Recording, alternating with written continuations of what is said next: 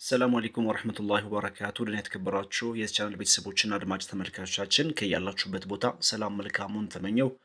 ከፋይዳ ዲጂታል መታወቂያ ጋር በተያያዘና የባንክ አካውንታችን ጥምረትን በተገናኘ የወጡ ወሳኝ የሆኑ መረጃዎች አሉ።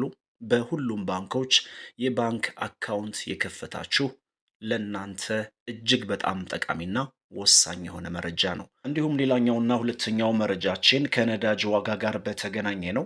የነዳጅ ዋጋ በታህሳስ 1 2018 ጭማሪ እንደተደረገበት ይታወቃል። ይህም በአማካኝ ከ1 ሊትር ላይ እስከ 8 ብር ጭማሪ ተደርጓል። ከዚህ በተጨማሪ 30 በመቶ የግብር ተጨማሪ ክፍያ ይኖራል ተብሎ ሲዘዋወሩ ወይም ደግሞ ሲንቀሳቀሱ የነበሩ የተለያዩ አይነት መረጃዎች ነበሩ።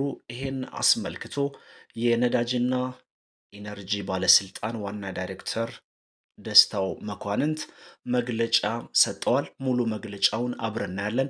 30 በመቶ ጭማሪ አለ የለም፣ ወይንም በዚህ ወር ጭማሪው ይደረጋል አይደረግም ስለሚሉት ጉዳዮች እንነጋገራለን። ቪዲዮአችን ላይክ፣ ሼር እያደረጋችሁ አብራችሁን ቆዩ። በቀዳሚነት የምናየው ፋይዳ ዲጂታል የማንነት መረጃ ከሁሉም ባንኮች የደንበኞች ባንክ ሂሳብ ቁጥር ጋር የማጣመር ስራ መጀመሩን ብሔራዊ ባንክ መግለጹንም ሰምተናል።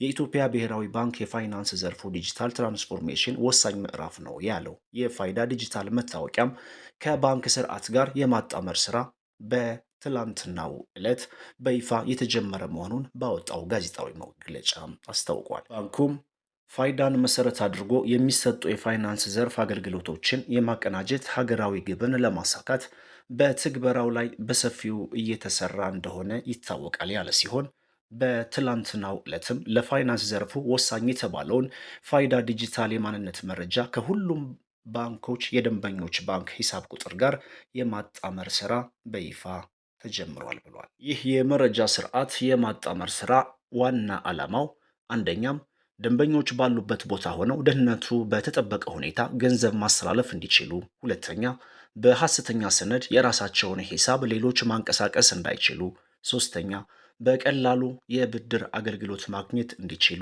አራተኛ በአንድ ፋይዳ መታወቂያ የሁሉንም ባንክ ሂሳብ ለመጠቀም እንዲያስችላቸው ማድረግ፣ አምስተኛም ባንኮች በዚህ መረጃ ጥምረት የደንበኞቻቸውን ትክክለኛና ወቅታዊ የሆነ መረጃ እንዲያገኙ፣ ስድስተኛ በሐሰተኛ ማንነት የሚከሰት የገንዘብ ማጭበርበርን ለመከታተል እንዲሁም ለፋይናንስ ሴክተሩ ዲጂታል ትግበራ ቁልፍ የዲጂታል መሰረተ ልማት ሆኖ ያገለግላልም ተብሏል። የባንክ ሂሳብ ቁጥር ከፋይዳ መረጃ ጋር ለማጣመር ደንበኞቹ ወደ ባንክ ቅርንጫፎቻቸው በአካል በመሄድ ወይንም ደግሞ በኦንላይን ባንኩ በሚያስቀምጠው አሰራር መሰረት የፋይዳ ተለዋጭ ቁጥር 16 አዝ ወይንም ደግሞ ፋን ነምበር በማቅረብ ማከናወን እንደሚችሉ ባንኩ ገልጿል። ደንበኞቹ የባንክ ሂሳባቸውን ለማጣመር የተፈቀደው ጊዜ ገደብ እስከ መጋቢት 30 ቀን 2018 ነው። ለፋይዳ ዲጂታል ለመታወቂያ ያልተመዘገበ ማንኛውም የባንክ ደንበኛ በቅድሚያም ከአቅራቢያው በሚገኘው የፋይዳ ምዝገባ ጣቢያ በመሄድ መመዝገብ እንደሚኖርበት ያሳሰበው ባንኩ በዚህ ሂደት ደንበኞች መጉላላት እንዳያጋጥማቸው አስፈላጊ ቅድመ ሁኔታ በመፈጸም ላይ ናቸው። ይህ በእንዲህ እንዳለ ከነዳጅ ከአንድ ሊትር ላይ እስከ 8 ብር ጭማሪ ተደርጓል።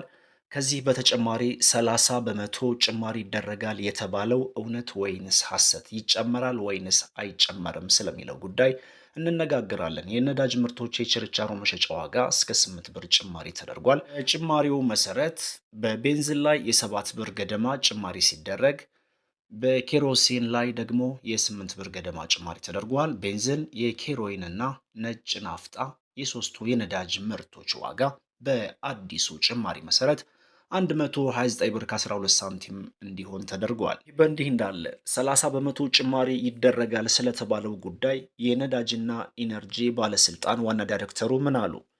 የነዳጅና ኢነርጂ ባለስልጣን ዋና ዳይሬክተር ዶክተር ደስታው መኳንንት ከታህሳስ ወር 2018 ጀምሮ በነዳጅ ምርቶች ላይ 30 በመቶ ግብር ይጣላል የሚል መረጃ በማህበራዊ ሚዲያዎች ላይ ሲዘዋወር መቆየቱን፣ ነገር ግን ይህ መረጃ ሐሰተኛ መሆኑን ለሪፖርተር ገልጸዋል።